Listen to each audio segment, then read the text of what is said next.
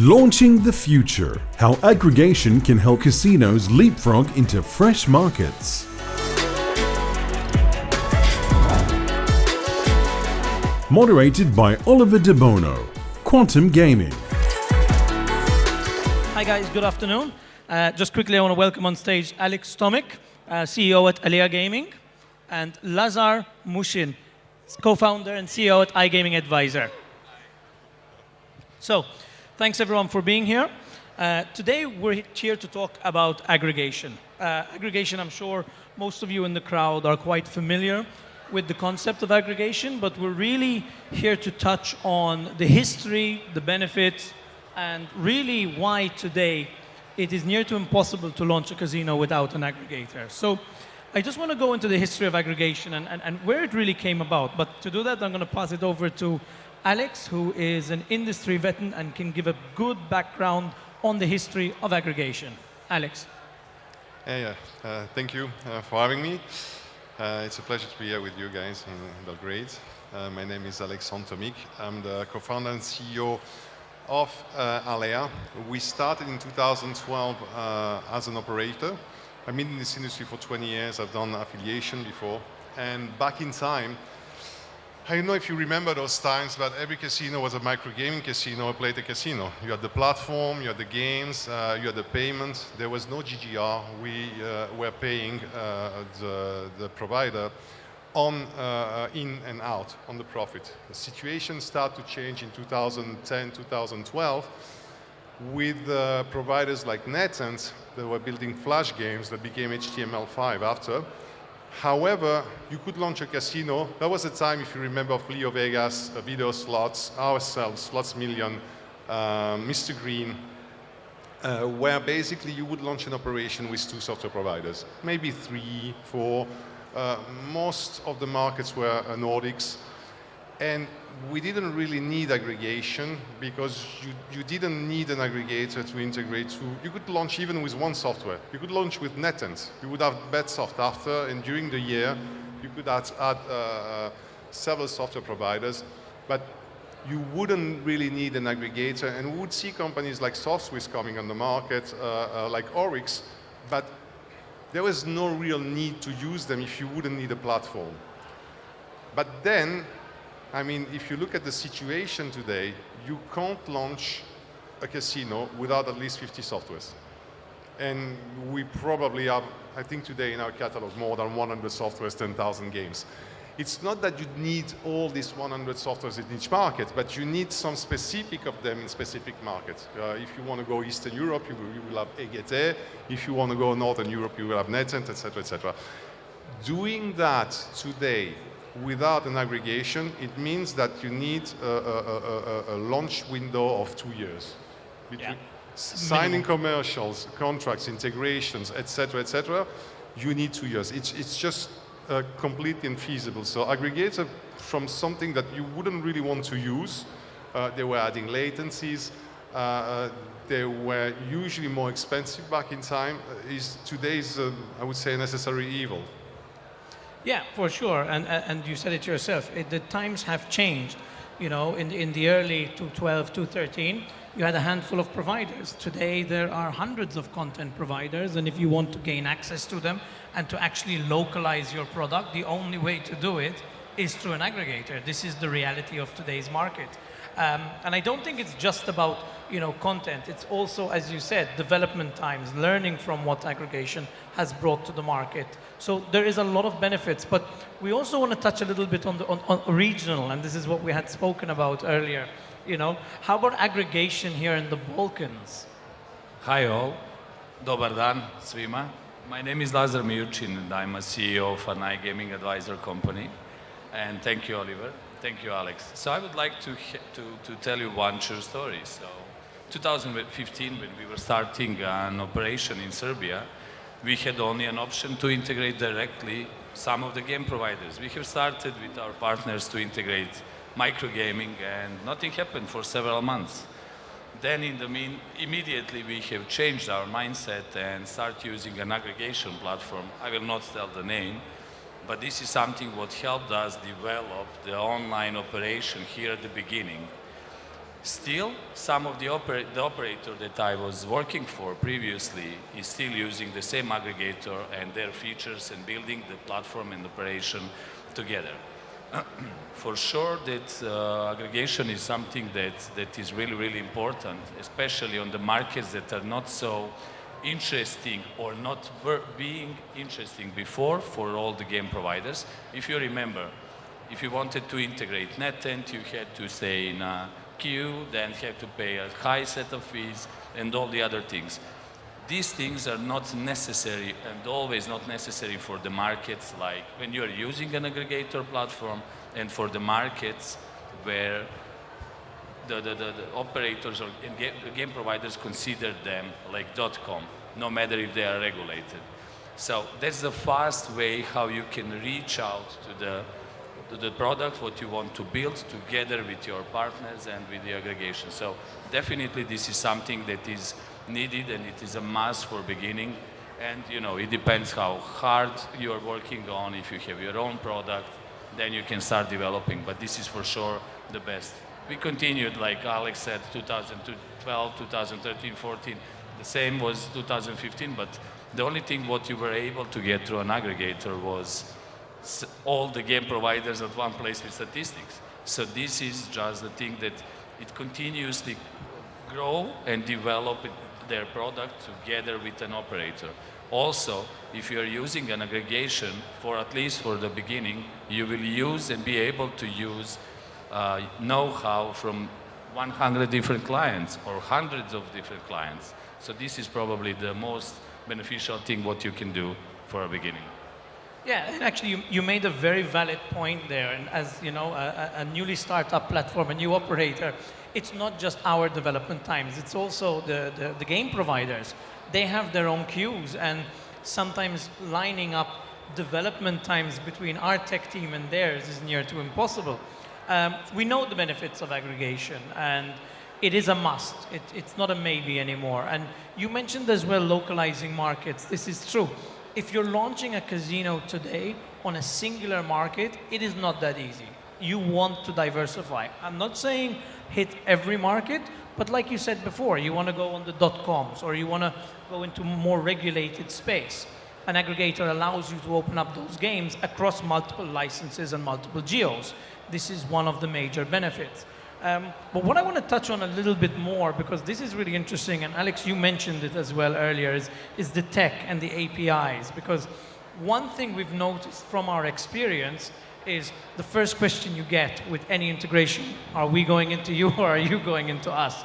This is always question number one. So it's great that we can bring this up. I'd love to get your take on this. Running the correct APIs, who should be integrating into who? I'd like to get that one. So we start as an operator, and to be completely honest with you, I would never integrate an aggregator back in time. And I would never integrate an aggregator back in time because latency issues, 1-2 seconds on each pins on top of the 500 milliseconds that NetEnt was requesting, for example.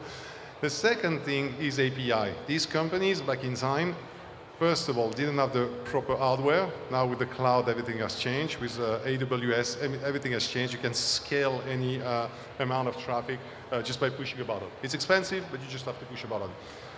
Why do I say that? Because if you had too much traffic and you would go through an aggregator, imagine that you have now 20 software providers. All your portfolio depends on an aggregator through one entry point. If these guys fuck up their servers, your operation is down.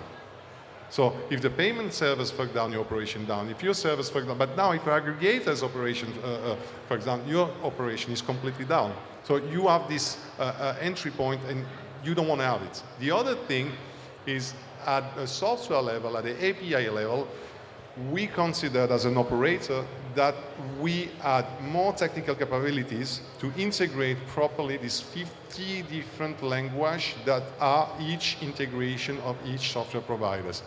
And today, this is not true anymore. I don't know any operators that has this specific technical capacity of understanding properly what a game API is, what a retry is, what a rollback is, how to deal with that, and how to deal with that in 50 different ways, because each software provider does it with a different language. So what you need in the middle is a piece of code that is a normalizer, is a Babel tower that's going to speak different language to all of these providers. It only speaks one language to you, and that is the most important part for me of an aggregator today.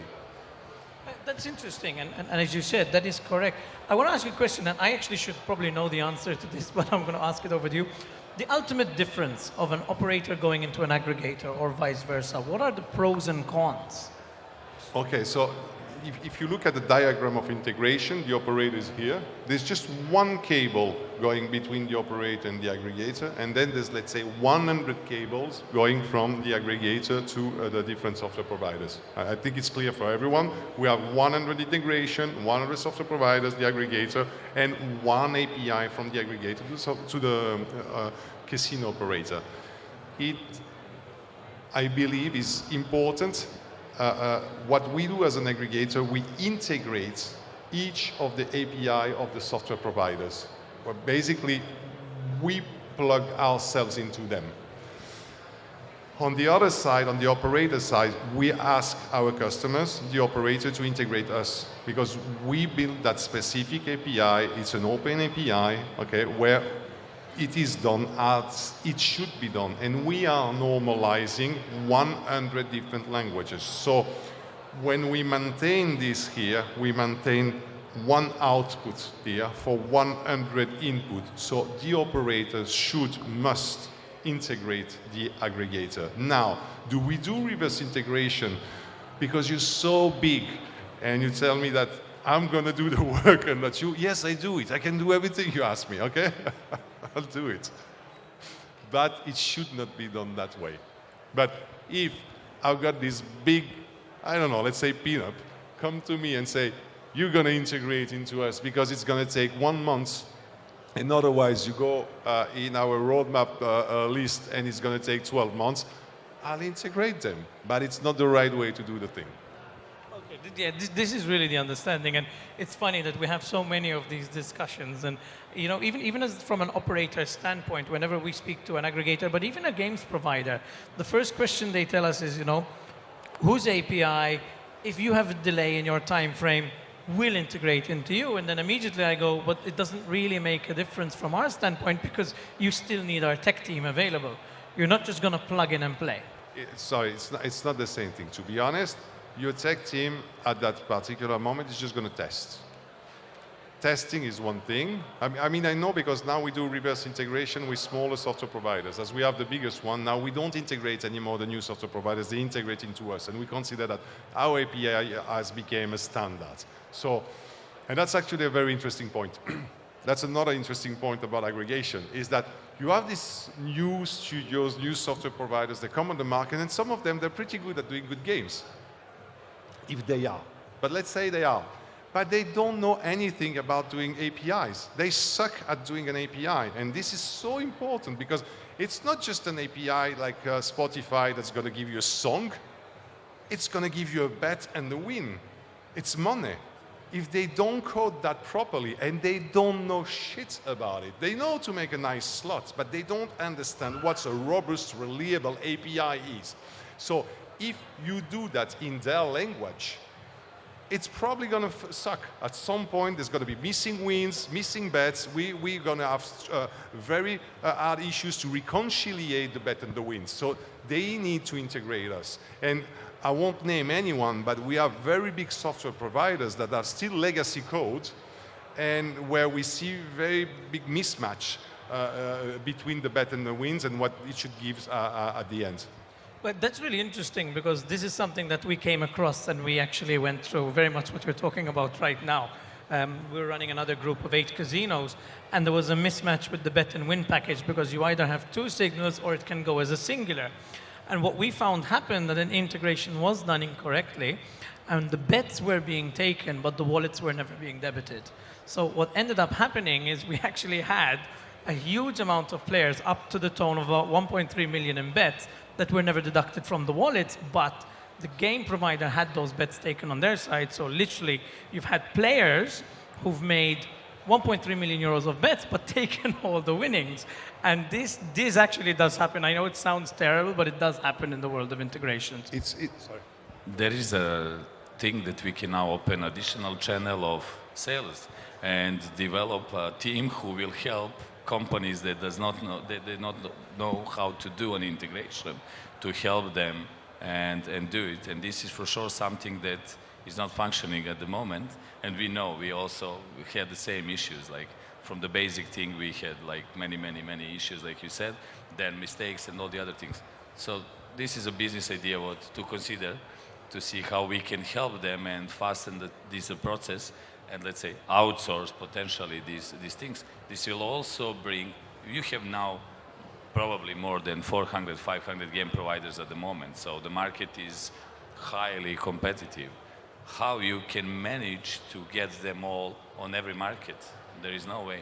There is no other way. So we can think about it. Why not? Sorry, what you described happens a lot.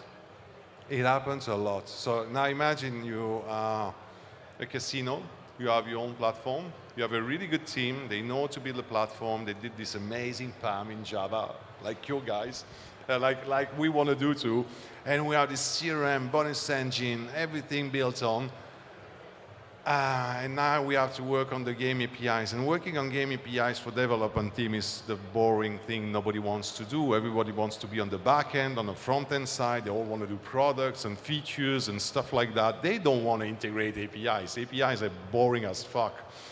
And they're all different. And indeed, what happens is exactly what you say. We have really hard issues in reconciliation, and reconciliation means money is missing, or is missing in the player's pocket, or is missing in the casino pockets. At some point, someone's not happy.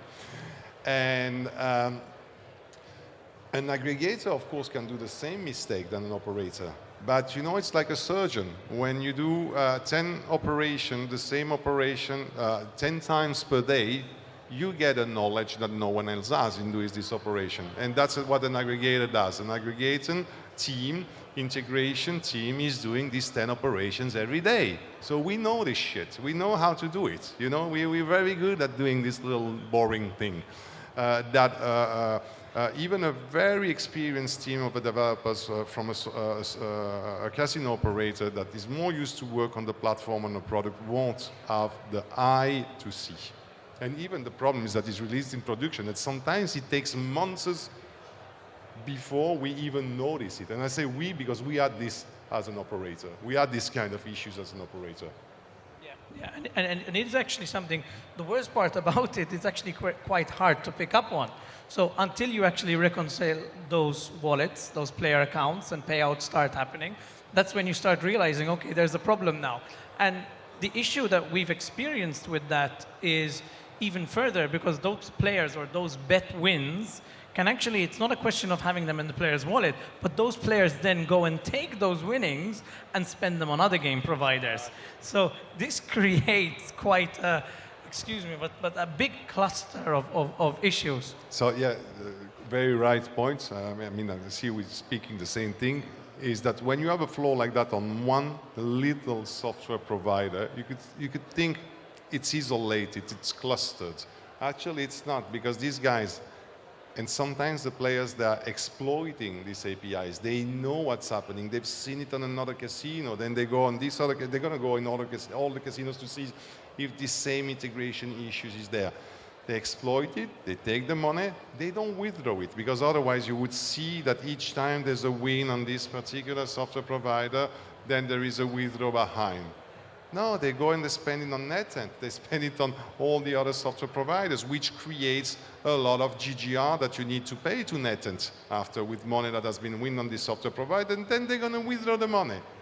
Well, this is literally what we had. We had one major scenario that was in this exact tune. Unfortunately, we've run out of time today, but I know there was a lot more that we could go into. What I want to do is just take a minute and find out if the audience have any questions for the panelists. Anything on aggregation? No. Then Možemo I na srpski. Fantastic. Srbo-hrvatski, ajde, nemoj tako. Možemo i na Okay. srpsko-hrvatski. I can't switch to Serbian soon enough. Oh, it's okay, But- we said all the words for you, so don't worry. Fantastic, guys. Then I just want to say thank you to the audience, thank you to the panelists, and I hope you enjoy the rest of the show. Thank you very much. Thank you.